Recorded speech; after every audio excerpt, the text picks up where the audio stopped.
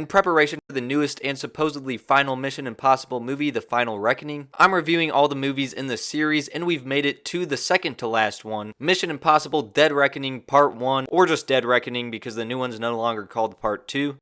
This video contains spoilers.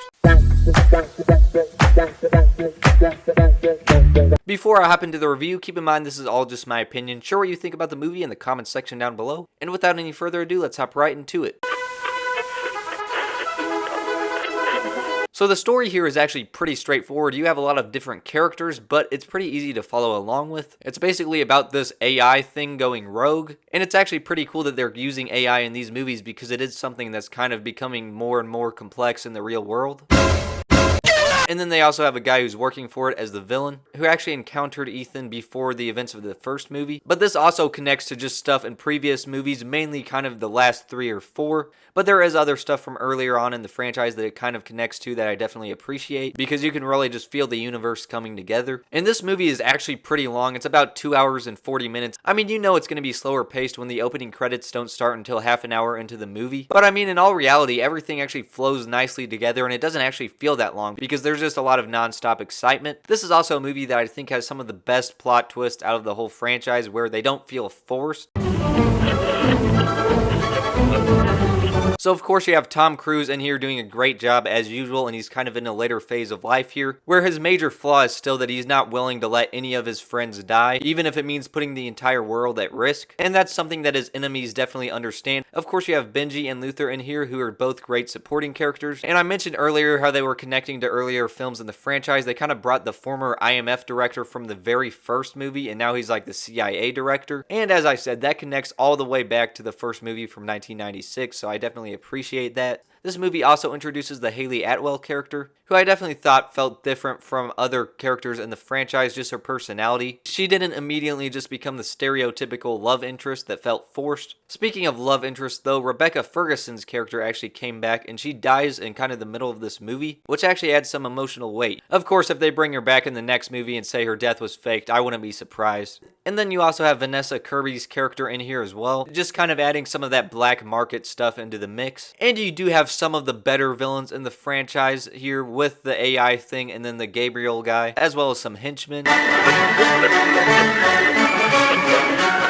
So this might be the best movie in the franchise when it comes to the action. I mean, the opening scene, you have like this submarine exploding, and it's followed up not too long after by this desert shootout. And then you have Ethan Hunt breaking into the CIA place with a mask on. After that's when the opening credits start, and you have the whole airport sequence where Ethan is on the run from the CIA and Benji thinks this bomb is about to go off. It just gets pretty intense. It might be the best scene in this movie. And just throughout the movie, you get some car chases and fights, all that good stuff. And at the end of the movie, they just really crank it up to 11, where you have Ethan having to jump off of a dirt bike onto a train, and then the train's about to fall off the tracks. Just everything crazy you can think of they have in this movie. Well, that is except for one thing. There was kind of a missed opportunity in this scene where Ethan gets handcuffed to a steering wheel, and he's unable to take the handcuffs off, so he just removes the steering wheel. And so then the steering wheel is like attached to his hand, and I was thinking, oh, they're going to do like an action sequence where he's going to have that on his hand. But immediately his friends pick him up, and they just remove it off screen. So I do think that was a missed opportunity. It would have been nice to have at least one fight scene where he had to have that on his hand.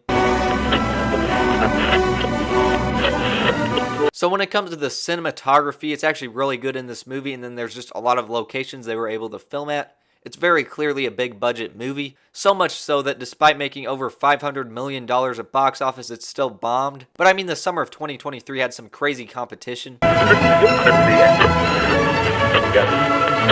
So this might be the best score in the entire franchise. All the movies kind of incorporate the Mission Impossible theme into the score, but something about it here just feels really epic. It helps with the tension.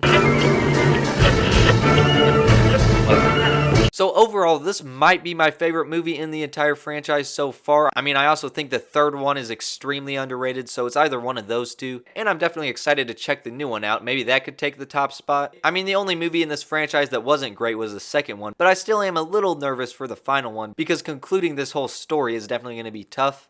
But when it comes to Dead Reckoning Part 1, overall on the quality scale of 0 to 100, I'll give it a 93%, and I would definitely recommend it. If you've seen it, let me know what you think about it in the comment section down below. As always, thank you guys so much for watching, and I'll see you guys in the next one.